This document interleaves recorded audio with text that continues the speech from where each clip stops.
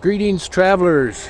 Shade Tree Mechanics, automotive specialists. We've got a little thing going on here in the G20. Thought I'd show you.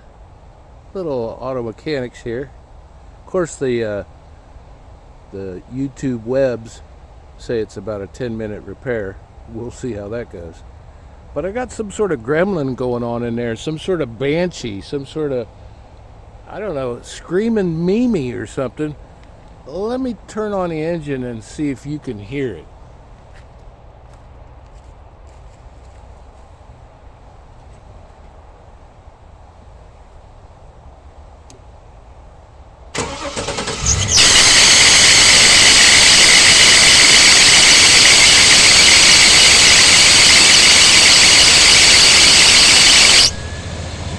Did you hear it?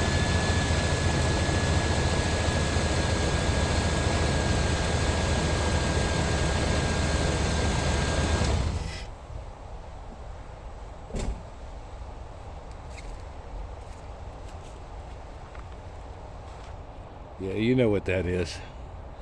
That's the old belt, the serpentine belt. Now, what's causing that serpentine belt? Well, let's take a look down in here, show you its features. You're looking at a brand new alternator right there. Put that in a couple days ago. Here's the belt.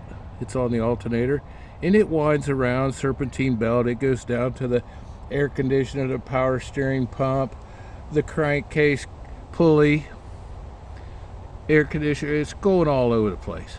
It's one piece serpentine belt.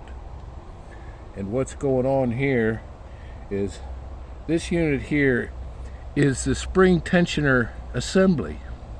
It has a little pulley to it down in here, and that puts tension on this belt. So there's no adjustment. The old days you used to adjust your alternator to tighten the belt. These days this tensioner does all the work.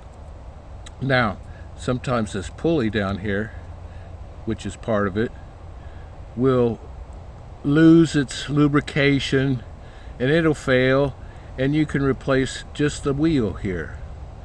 But what I've noticed when I take the belt off, the spring inside here I think is gone. It's only 260,000 miles on this unit. I believe this is stock. This is from the factory. Let me show you what my replacement part. It's about $27. You gotta love that, huh?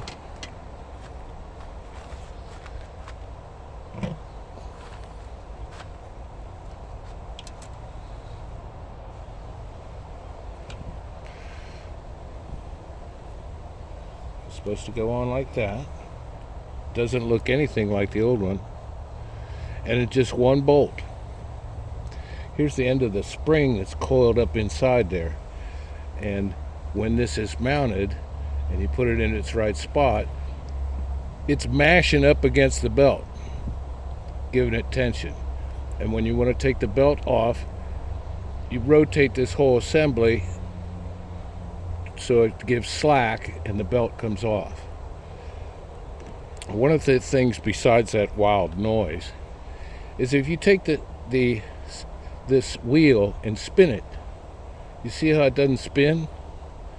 They say on the old one that's in there, if you spin it and it just goes spinning like crazy, it's worn out. It's not supposed to do that. You can feel there's tension on this, and that's because it's packed in that bearing in there with its grease. It's a sealed bearing. You can't put any WD-40 in there or anything like that. You can take this bolt out and replace the wheel and bearing and use the old spring. But I think my spring is so gone, we'll just put the whole unit in there. YouTube says it's one bolt, put it in, go. Now, instructions on the belt. I'm going to add a new belt too. Why not? These are $27. And the new belt says country of origin. I can't find it. It's distributed out of Norfolk, Virginia. Roanoke. It's out of Roanoke, Virginia. That could just be a warehouse. But this is what the belt looks like. It's a big old belt. There's your part number in case you're wondering. So one thing's going on here is, even though that squealing noise goes away after the engine heats up, belt heats up, it's not providing quite enough tension to help out the alternator. The alternator needs the proper tension on that belt to spin properly and to charge the electrical. Even though you don't hear it squealing, it could be slipping on this wheel ever so slightly, but enough to not produce enough power out of the alternator. So you get the new alternator, we'll get the new wheel with bearing and the new big spring tensioner and a belt, and we'll put it all in there. And when I come back, part 2 of course, we'll see if we lost that gremlin. So that's what we're doing out here. We have about 75 degrees out here. It's cloudy, sprinkles earlier today, be 65 tonight. No snowstorm. And YouTube recommends a Chex Mix for this operation. And this is the family size, and of course the Chex Mix has all your nutrients you need. It's got corn Chex, it's got the pretzel, it's got wheat Chex, rye chip, bagel chip, of course the pretzels, and the squiggle breadstick. So this will keep you going. Now, this is quite a bit for this job. I don't think I'll need it all, but it's recommended a salty snack for this operation as opposed to a pastry. All right. Well, I'm going to pull off that one bolt, they said. It's just one bolt. Can't be that hard. I can make it hard. I can make it very difficult. I could turn this 15-minute job into 2 hours, no problem. Okay, we'll pause it here, and we'll be back. We'll see if we get rid of this screaming Mimi.